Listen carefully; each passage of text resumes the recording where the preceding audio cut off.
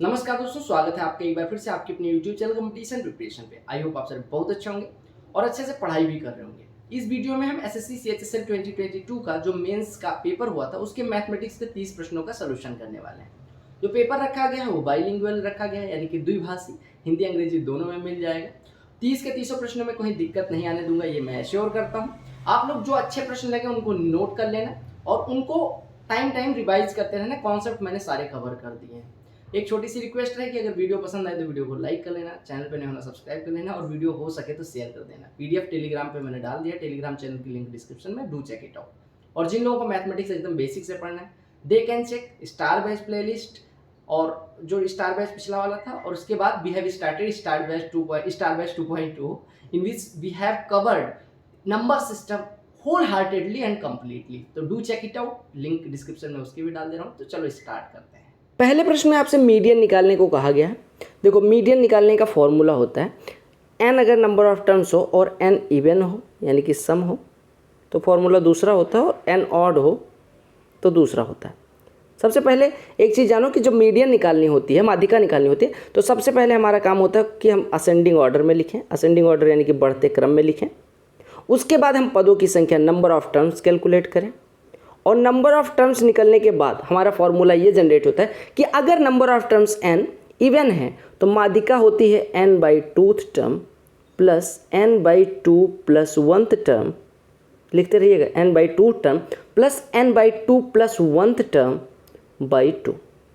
यानी कि अगर n पदों की संख्या हो और n की वैल्यू इवन हो, n की वैल्यू सम हो, तो माध्यिका होती है n/, यानी मीडियन होती है n/2 टर्म यानी कि n/2वां पद plus n/2 plus 1th term यानी कि n+2/1वां पद बटे 2।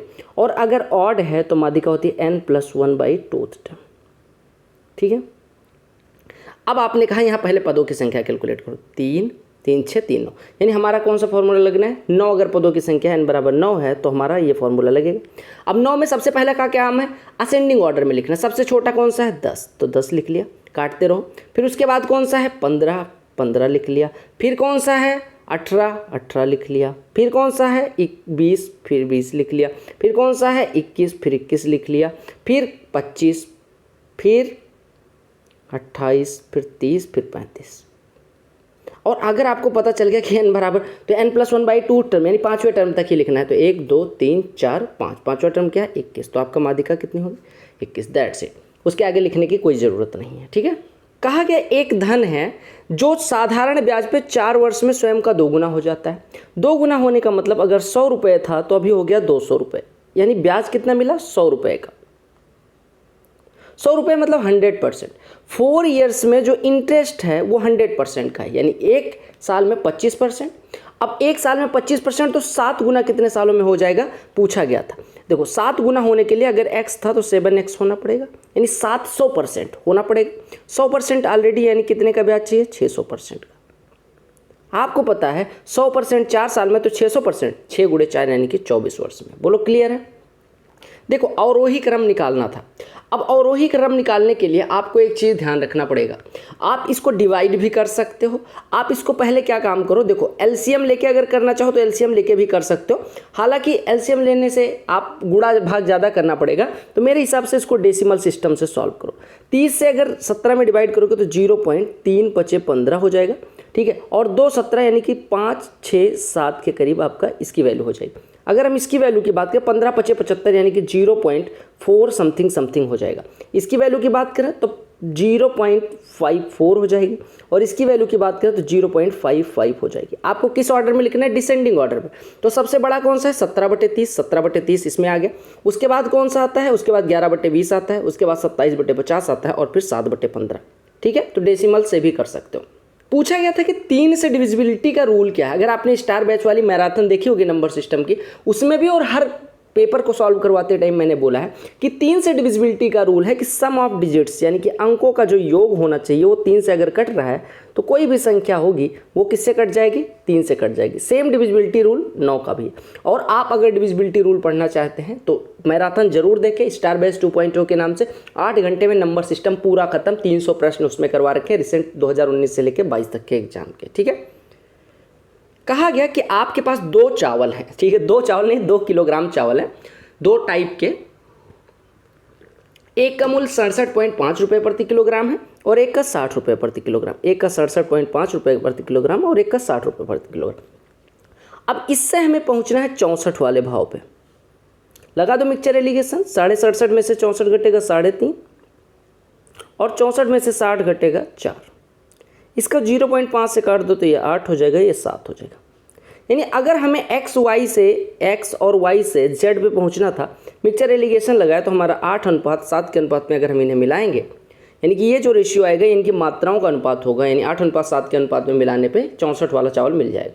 ए और बी भाई साहब बिजनेस शुरू करते हैं, बोलो क्लियर है? कौन कौन शुरू करता है? ए और बी। अब क्या होता है, ये क्या काम करते हैं कि ए द्वारा किया गया निवेश बी द्वारा किए गए निवेश के 7 गुना के बराबर है। यानी अगर ये x निवेश करते हैं तो ये 7x निवेश करते हैं। अब कहा गया अगर लाभ इतने का हो, आपको पता होना चाहिए कि जो इन्वेस्टमेंट होता है उसका नियम ही है ये, बेईमान ना हो अगर पार्टनर, तो जिस अनुपात में आप इन्वेस्ट करोगे उसी अनुपात में आपको प्रॉफिट मिलेगा। इनने 7 इन्वेस्ट किया, इनने 8, यानी टोटल इन्वेस्टमेंट 8 बराबर 2,75,000, तो 7 बराबर 7/8 हिस्सा 2,75,000 का, 1000 ये इससे कट के 125 दे देगा। यानी आपका हो जाएगा 7 × 275 × 125। 275 में 7 का गुणा करोगे तो 7 × 5 = 35, 1925 हो जाए। इसमें 125 से गुणा करना है। 125 पंचे 625, 62 हासिल, 250, 62 312 हासिल आएगी 31, 125 कितना आई हासिल 31, ठीक है। 125 अट्ठे 1000 और यानी 1125, 1125 और 31 1156 हासिल आई 115 और 125 से कम 125 और 115 240, यानी आपका आंसर हो जाएगा 240 625। सारी मेथड हम रखने वाले हैं एकदम बेसिक, तब भी टाइम से कम टाइम में करेंगे।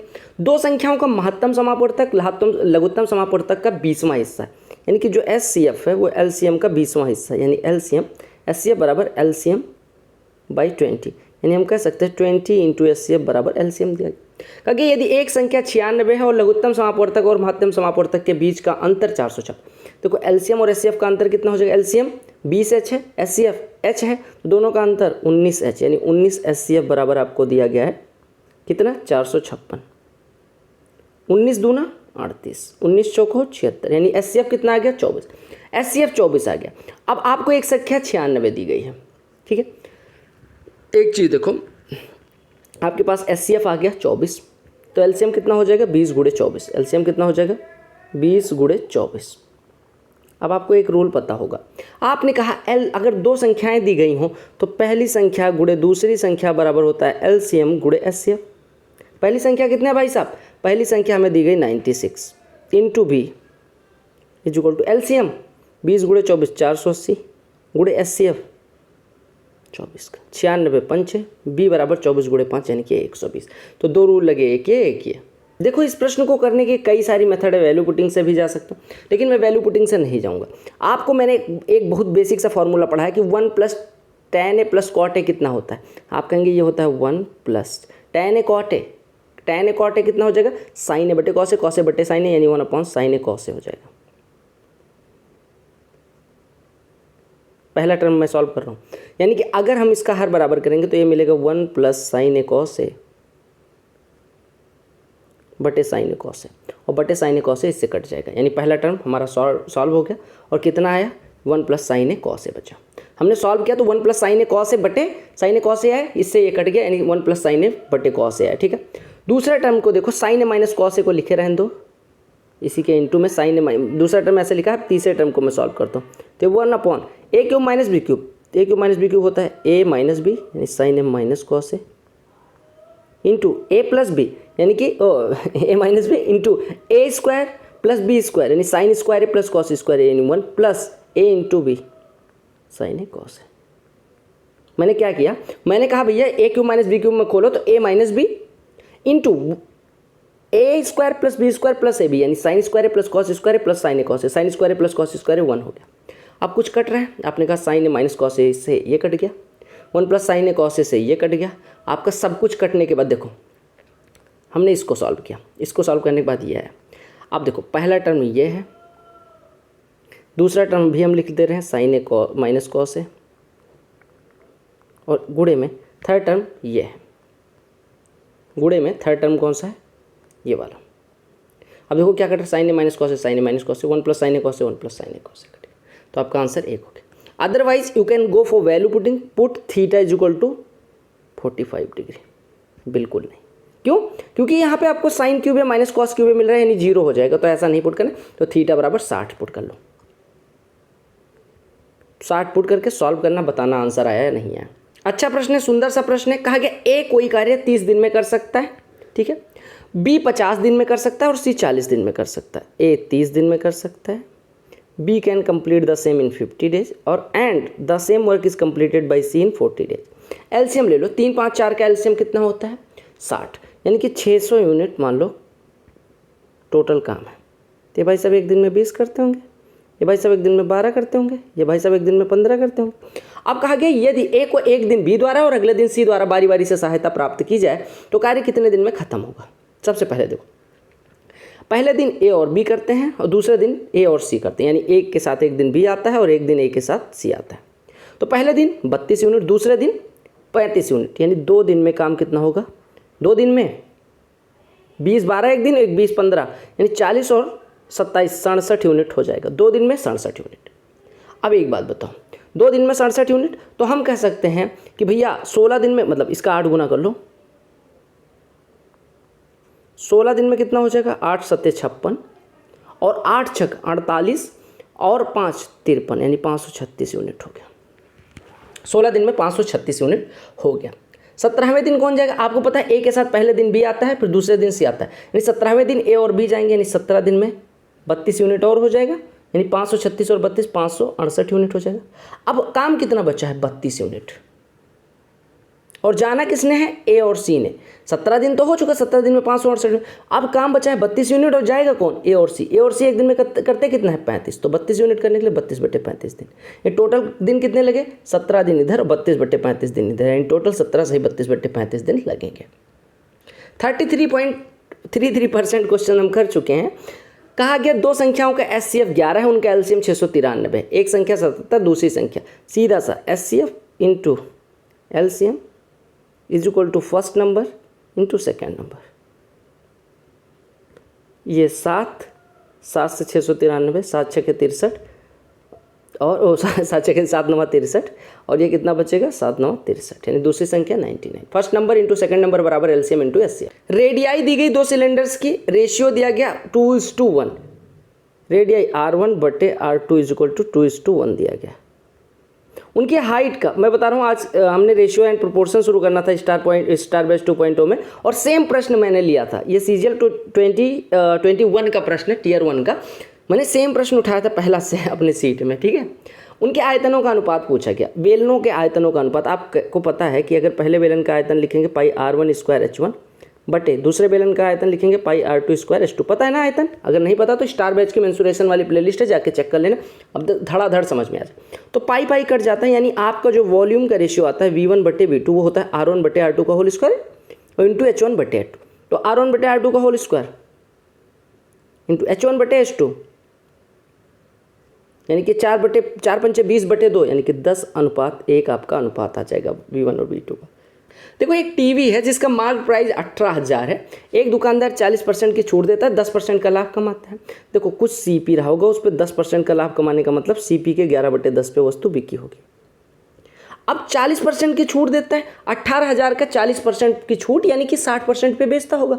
18,000 का 60% कितना हो जाएगा, 18,000 गुणे 3/5, 5 से 18,000 कटेगा 3600, 3600 गुणे 3 10,800, तो सीपी कितना हो जाएगा, ये 10 यहाँ चला जाएगा, 11 यहाँ आ जाएगा। एक लाइन का प्रश्न था, 11 9 99, 9 90, 11 8 88, 2 20, 11 1 कम 11, 8 11 8 88, 2 8 11, फिर से डिवाइड कर लो, 11 9 99, 9 90, 11 8 88, 2 20, 11 1 11, 9 90, 11 8 88, सही 2/11 रुपीज़ आपका सीपी आ जाएगा। क्या कहा गया, एडी एक वृत्त की स्पर्श रेखा है, हमने कह दिया, और ABC एक छेदक रेखा है, AD छेदक रेखा मतलब सेकेंड ABC। AB बराबर 8 दे दिया गया, BC बराबर 10 दे दिया गया, AD की लंबाई पूछी।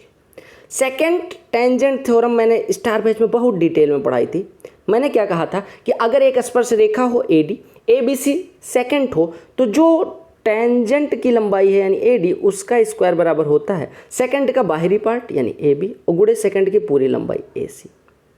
ये फॉर्मूला याद रखना। तो यानी हम कह सकते हैं x का स्क्वायर बराबर AB 8 गुणे AC 8 और 10 18, 8 18 का वर्ग गुणनफल 144, तो उसका वर्गमूल AD 144 का वर्गमूल 12, यानी AD बराबर 12 सेंटीमीटर। प्रश्न बहुत हल्का है। 10 रेफ्रिजरेटर 4 मोबाइल फ़ोन का कुल क्रय मूल्य, 10 रेफ्रिजरेटर 10 फ्रिज और 4 मोबाइल फ़ोन का क्रय मूल्य 2,10,000, 210 लिख लो। 6 रेफ्रिजरेटर और 2 मोबाइल फ़ोन का क्रय मूल्य 1,22,000 यानी 122 लिख लो। तो एक रेफ्रिजरेटर और 2 मोबाइल फ़ोन का क्रय मूल्य बताना, एक रेफ्रिजरेटर और 2 मोबाइल फ़ोन का क्रय मूल्य बताना है, ठीक है। अब देखो अगर हम इसमें 2 से गुणा करके घटा लें तो ये 12 हो जाएगा। देखो अगर 2 से गुणा कर दें तो ये 12, 12 माइनस 10, 2 रेफ्रिजरेटर बराबर 244 माइनस 210 यानी कि 34, यानी कि रेफ्रिजरेटर का क्रय मूल्य हो गया 17। रेफ्रिजरेटर का क्रय मूल्य 17 यानी कि 10 इंटू R 170 बराबर 170 प्लस 4m बराबर 210 यानी 4m बराबर 40 यानी m बराबर 10। मोबाइल का मूल्य 10,000, रेफ्रिजरेटर 17, तो एक रेफ्रिजरेटर 17 और 2 मोबाइल फोन 20, 17 20 37,000। देखो आप समझो, पहले प्रथम 5 सम प्राकृतिक संख्याओं के वर्गों का औसत ज्ञात करो। देखो प्रथम 5 सम प्राकृतिक संख्याओं के वर्गों का औसत ज्ञात करना है, ठीक है। एक बात बताओ, प्रथम 5 सम प्राकृतिक संख्याओं के वर्गों का औसत। पहले आप देखो प्रथम n प्राकृतिक संख्याओं के वर्गों का योग क्या होता है, n into n plus 1 into 2n plus 1 by 6। बोलो क्लियर। अब प्रथम अगर हम पूछें कि प्रथम 5 सम प्राकृतिक संख्याओं के वर्गों का औसत क्या होगा, तो पहले n प्राकृतिक संख्याओं के वर्गों का योग, यानी ये क्या लिखा हुआ है, sum of squares of first n natural numbers. ये फॉर्मूला पता है। प्रथम n प्राकृतिक संख्याओं का योग क्या होता है, पता है ना। अब देखो एक बात बताओ, प्रथम 5 प्राकृतिक सम संख्याएं कौन सी हो जाएंगी, 2 4 6 8 10, सबका स्क्वायर हुआ होगा। तो एक तो स्क्वायर करके योग करके 5 से डिवाइड कर देते, समझ आता। लेकिन अगर मैं बात करूँ 2 स्क्वायर सब में कॉमन आ जाएगा, तो कॉमन लोगे तो 4, तो ये बचेगा 1 का स्क्वायर, 2 का स्क्वायर, 3 का स्क्वायर, 4 का स्क्वायर, 5 का स्क्वायर, यानी ये हो जाएगा सम ऑफ फर्स्ट 5, ये हो जाएगा sum of first 5 natural numbers के स्क्वायर का, यानी sum of squares of first 5 natural. मैंने क्या कहा, मैंने सबका योग करा, 2 स्क्वायर कॉमन ले लिया, तो बचा 1 square, 2 square, 3 square, 4 square, 5 square, जो कि इस फॉर्मूले में यूज हो जाएगा। तो ये कितना हो जाएगा, आप पुट कर देना, ये कितना हो जाएगा, ये हो जाएगा n बराबर 5 पुट कर दो, तो 5 इंटू 5 प्लस 1 6, यानी हो गया 5 इंटू 6 इंटू 5 दूनी 10 1 11 बटे 6, यानी कि हो जाएगा 5 11 55। ये तो हो गया, यानी कि sum of squares of first 5 natural numbers कितना हो गया। तो देखो, अरे भैया एक बात बताओ, मैंने कहा n into n plus 1 into 2n plus 1 by 6 होता है, ठीक है। तो अगर 5 प्राकृतिक संख्याओं के वर्गों का योग पूछना तो n बराबर 5 पुट किया, यानी 55 हो गया। यानी हमारा जो 1 square, 2 square, 3 square, 4 square, 5 square था, इसका योग कितना हो गया 55। और 55 में 4 से गुणा कर देंगे तो इनके वर्गों का योग आ जाएगा, यानी 55 चौको 220। अब औसत निकालना तो 5 से डिवाइड कर देंगे, यानी आपका 44 हो जाएगा। बोलो क्लियर है, बोलो क्लियर है, बहुत सही। तो आप एक चीज़ याद रखना कि अगर आपको प्रथम n सम संख्याओं के वर्गों का योग निकालना है तो आप उसमें से n स्क्वायर कॉमन ले लेना, फिर बचेगा 1 से लेके n तक प्राकृतिक संख्याओं का योग, और उसके बाद उसका औसत ये हो जाएगा। आप फटाफट वैल्यू पुट करके आंसर निकाल सकते हैं, ठीक है, बहुत सुंदर। अब आपसे अगर सम पूछा गया प्रथम 5 सम प्राकृतिक संख्याओं के वर्गों का योग, तो ये फॉर्मूला लिख लेना, 4 कॉमन लिया था और n प्राकृतिक संख्याएं मिल जाएंगी। अगर 4 निकाल लेंगे तो n प्राकृतिक संख्याओं के वर्गों का योग, आपको फॉर्मूला पता ही है।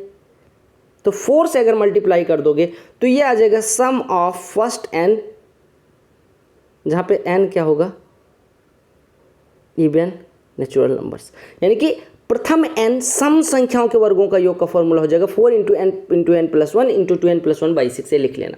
क्या कहा गया, length of rectangular plot is 3 times it's width. बनाने की कोई ज़रूरत नहीं है आप, बट फिर भी मैं बना दे रहा हूँ। ये एल है, ये बी है। एल बराबर 3b दिया गया, एल बराबर 3b दिया गया। कहा कि आयताकार भूखंड का क्षेत्रफल, ये 3b, अगर हमें क्षेत्रफल निकालना है तो एल गुणे बी होगा, ये 3b into B, 3b square बराबर 2700, बी स्क्वायर बराबर 900, बी बराबर 30। चौड़ाई पूछी गई थी। देखो साइन ए बराबर 8/17 दिया गया, ए दिया गया, ये राइट एंगल मान लेते हैं, ये 8 है, ये 17 है, तो ये कितना हो जाएगा, अरे 17 और 8 ये हो जाएगा 15। अब कॉट ए यहाँ से कितना होगा, कॉट ए कितना होता है, कॉट ए होता है आधार बटे लंब, यानी 15/8 प्लस सेक ए 17/15, 15 225 और 126 361/120, 120 दिया 360, सही 1/120 आंसर हो जाएगा। देखो गीता ने एक अपार्टमेंट खरीदा, उसके लिए ईएमआई का भुगतान करती है, मासिक आय 80,000 रुपये है। 15% एजुकेशन पे, बच्चों की शिक्षा पे वो 15% खर्च करती है, बहुत अच्छा करती है। घरेलू कामकाज पे, हाउस होल्ड पे 40%, जीपीएफ में 10% और बचत बैंक में 15%। अब टोटल वो खर्चा कितना कर चुकी है, 15, 40, 55, 10, 65 और 15, 80% खर्चा कर दी, यानी 20% ईएमआई भरती है। टोटल कमाई का 20%, 80,000 का 10%, 8,000, 20% 16,000। एज का प्रश्न है, सिंपल सा रेशियो का प्रश्न है। अरुण और भारती की आयु का योग A+B लिखो, 24 वर्ष है। जिसमें अरुण बड़ा है, चाय मैंने छोड़ दी, ठीक है, अरुण बड़ा है, अरुण की आय भारती की आयु की दोगुनी कर दी जाए तो अंतर 8 वर्ष है। देखो आप एक चीज़ समझो, ठीक है, अगर दोगुनी करने के बाद अंतर, मान लो 2a कर दी जाए 2b कर दी जाए, तो अंतर कितना है, यानी कि रियल अंतर कितना है इनका, 4 वर्ष। अब आपसे अरुण की आयु पूछी गई है, तो A+B 24, A-B 4, दोनों जुड़े गए, 2 से डिवाइड, 2a बराबर 28, a बराबर 14। रेस वाला भी प्रश्न है, वृत्ताकार ट्रैक पे हो रही 1200 मीटर की रेस में ए और बी एक स्थान से एक ही समय पर एक ही दिशा में 18 और 27 की स्पीड से दौड़ना शुरू करते हैं। यानी इन्होंने इस दिशा में मान लो शुरू किया, तो एक 18 की स्पीड से, एक 27 के। कहा गया कि दौड़ शुरू होने के कितने समय बाद वो ट्रैक पर पहली बार मिलेंगे। अब देखो 27 इनकी स्पीड है, 18 इनकी स्पीड है, यानी कि इनकी रिलेटिव स्पीड कितनी हो जाएगी अगर सेम डायरेक्शन में दौड़ेंगे, 9 किलोमीटर प्रति घंटे, ठीक है। मीटर पर सेकंड में निकालें तो 9 × 5/18 हो जाएगा, यानी कि 2.5 मीटर पर सेकंड हो जाएगा। ये तो हो जाएगा 2.5 मीटर पर सेकंड से 1200 वाली रेस दौड़ना शुरू करते हैं, 1200 वाली रेस दौड़ना शुरू करते हैं, ठीक। अब मान लो उनको एक जगह पे मिलना है, तो आप ये निकालो कि कितनी देर बाद वो मिलेंगे, कितनी देर बाद वो मिलेंगे, ठीक है। अब आपको सबसे पहले ये सॉल्व करना है कि वो मिलेंगे तो कब मिलेंगे। देखो मान लो यहाँ से शुरू किया, एक धर धर करते दौड़ता जा रहा है। अब एक चीज़ देखो, अब सिंपल सी बात है कि 2.5 मीटर पर सेकंड दौड़ते 1200 कवर करना है, तो कितना समय लगना चाहिए। अरे भैया रिलेटिव स्पीड कितनी है, 2.5 मीटर पर सेकंड, 1200 मीटर कवर करना है, तो टाइम कितना लगेगा, 1200/2.5 डिस्टेंस बटे रिलेटिव स्पीड, ये हो गया, कट गया, 25 से कटा 25 चौको 100, ये बच्चा 200, 25 अट्ठे 200, 480, यानी कितने सेकंड बाद मिलेंगे, 480 सेकंड, यानी 8 मिनट बाद मिलेंगे। आपको क्या काम करना है, ट्रैक की लंबाई रिलेटिव स्पीड से डिवाइड कर देना। देखो आपसे कहा गया माध्यिका निकालनी है। माध्यिका क्या होती है, अगर पदों की संख्या दी हो, पहले ही प्रश्न में मैंने बताया था, पद कितने हैं, 1 2 3 4 5 6 7 8, 8 इवन है, तो माध्यिका क्या हो जाती है, n/2th term plus n/2 + 1th term बटे 2, यानी 4वां पद प्लस 5वां पद बटे 2, तो चौथा पद आप पहले असेंडिंग ऑर्डर में लिखोगे, यानी 4th आ गया और 5th आ गया, बटे में 2 आ गया। सबसे छोटा वाला कौन सा है, ये, तो 1 नंबर पे आ जाएगा। फिर इसके बाद कौन सा है, ये, तो ये 2 नंबर पे आ जाएगा। कलर चेंज करके लिखता हूँ नहीं तो आप कन्फ्यूज हो जाओ। ये 1 नंबर पे आ गया, ये 2 नंबर पे आ गया। इससे जस्ट बड़ा कौन सा है, देखो जस्ट बड़ा है ये वाला, 3 ये हो गया, 4 ये हो गया, और 5वें पे कौन सा आ जाएगा, 5वें पे ये आ जाएगा। अब हमें चौथे 5वें से मतलब है, उसके बाद कौन है उसे हमें मतलब नहीं। तो चौथा क्या है, 116.6 प्लस 7, 5वां कौन सा है, चौथा ये हो गया, 5वां 118.7, दोनों जुड़ेगा तो कितना हो जाएगा, 16 18 34 1 35 यानी कि 235.3 बटे 2 डिवाइड करेंगे 117.65 आपका उत्तर हो जाएगा। ठीक है, तो मीडियन का फॉर्मूला याद रखना। देखो कहा गया कि अगर त्रिज्याओं का योग, ये सम ऑफ रेडियस, यहाँ पे रेडियस कर देना, and distance between the centres of two circle are equal. देखो ये दो सर्कल हैं, अरे यार आपने कहा एक की त्रिज्या R1 है, एक की त्रिज्या R2, ये सेंटर है O1 और O2। अगर O1 O2 की लंबाई यानी O1 O2 की लंबाई R1 प्लस R2 हो जाए, तो मैंने आपको स्टार बैच में बता रखा है भैया कि अगर दो वृत्तों के केंद्रों के बीच की दूरी उनकी त्रिज्याओं के योग के बराबर है, तो वो क्या हम करेंगे, बाहरी रूप से टच करेंगे, दे विल टच आउटसाइड। यानी if the distance between centres of two circle is equal to sum of their radii, then they will touch externally. Simple सा कॉन्सेप्ट है। देखिएगा कहा गया कि कक्षा 11 के इस स्टूडेंट की बात की गई, उसमें 40 स्टूडेंट ने फिजिक्स लिया है, 17 ने बायो और 20 ने केमिस्ट्री ली है। ठीक है, अगर कक्षा 11 में टोटल स्टूडेंट्स की संख्या 60 हो और कहा गया कि all these student took at least one of these subject, यानी कि सारे स्टूडेंट ने कम से कम एक सब्जेक्ट तो जरूर लिया है और 5 स्टूडेंट ऐसे हैं जिन्होंने तीनों सब्जेक्ट लिया है, तो आपको कहा गया अगर एक रैंडम लड़का सेलेक्ट किया जाए तो उसके केवल एक सब्जेक्ट लेने की प्रोबेबिलिटी क्या होगी, दैट्स इट। सिंपल सी बात है। ठीक है, समझ आया क्या कहा गया, उसको समझिएगा। विद्यालय में कक्षा 11 में 40 छात्र ने भौतिक विज्ञान लिया। अब इसको बेसिक से अगर मैं समझूं तो एक ग्राफ में बनाता हूं, ये ग्राफ बन रहा है, ग्राफ ध्यान से देखिएगा, ग्राफ काफ़ी काम करने वाला है आगे आपके लिए। ठीक है, इस ग्राफ का एक नाम दे दूं फिजिक्स, एक नाम दे दूं केमिस्ट्री, एक नाम दे दूं बायो। फिजिक्स में 40 हैं, ठीक है, केमिस्ट्री में 17 हैं, केमिस्ट्री में 20 हैं, केमिस्ट्री में 20 है सॉरी, और आपके बायो में है 17। ठीक है, अब देखो आपने कहा टोटल छात्रों की संख्या, मैं अगर इसका नामकरण कर दूं A, इसका नामकरण कर दूं B, इसका नामकरण कर दूं C, इसका नामकरण कर दूं D, इसका नामकरण कर दूं E, इसका नाम E को छोटा E, इसका नामकरण कर दूं, अरे यार E, इसका नामकरण कर दूं F और इसका नामकरण कर दूं G। तो हमसे कहा गया कि फिजिक्स वालों की संख्या कितनी हो जाएगी, A plus G plus E plus D बराबर दी गई 40। दूसरी अगर मैं केमिस्ट्री की बात करूं, केमिस्ट्री वालों की संख्या कितनी है, देखो B plus E plus G plus F, B plus E plus G, तो E और G कॉमन आ रहा है यानी E प्लस G और plus B plus F, B यहाँ आ जाएगा और प्लस F, ये बराबर कितना है, ये बराबर 20 दे दिया गया। सिंपल सी बात है। अगर मैं बायो की बात करूं तो इसमें D और G कॉमन आ रहा है, तो G के नीचे G लिख लो और D के नीचे D लिख लो और प्लस DG हो गया, और C प्लस F, F के नीचे F लिख लो और C लिख लो, बराबर कितना है 17।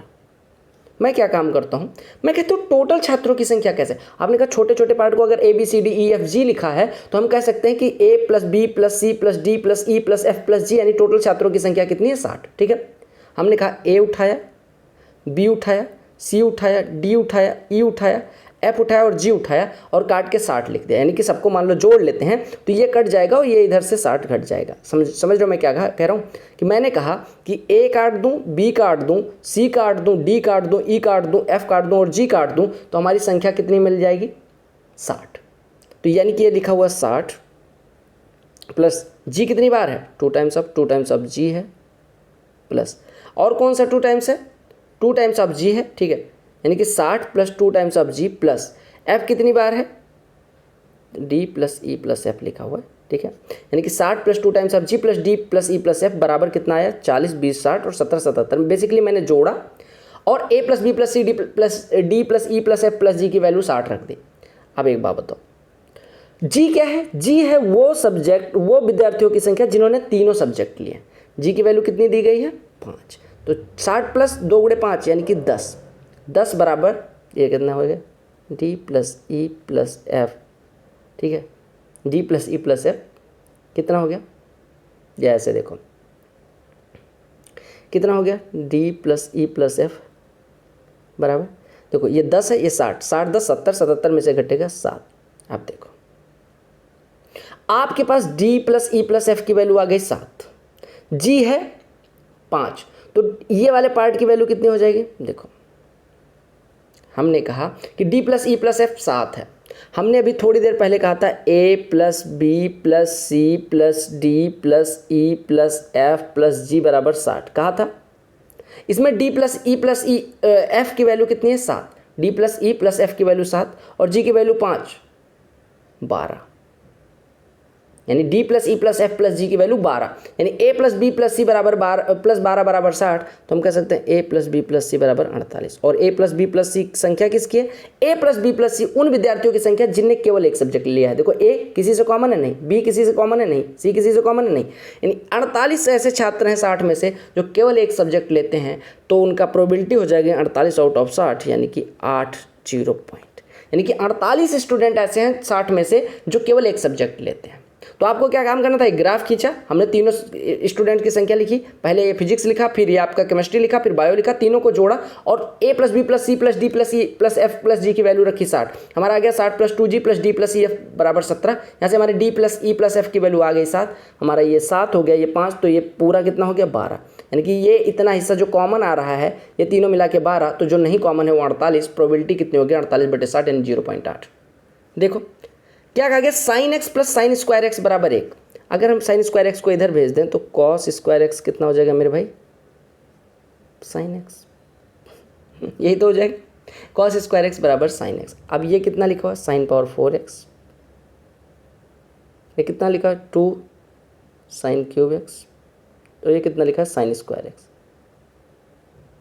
ये कितना होता है, ये sine square x plus sine x का होल स्क्वायर लिखा हुआ है, ये तो लिखा हुआ है sine square x plus sine x का होल स्क्वायर,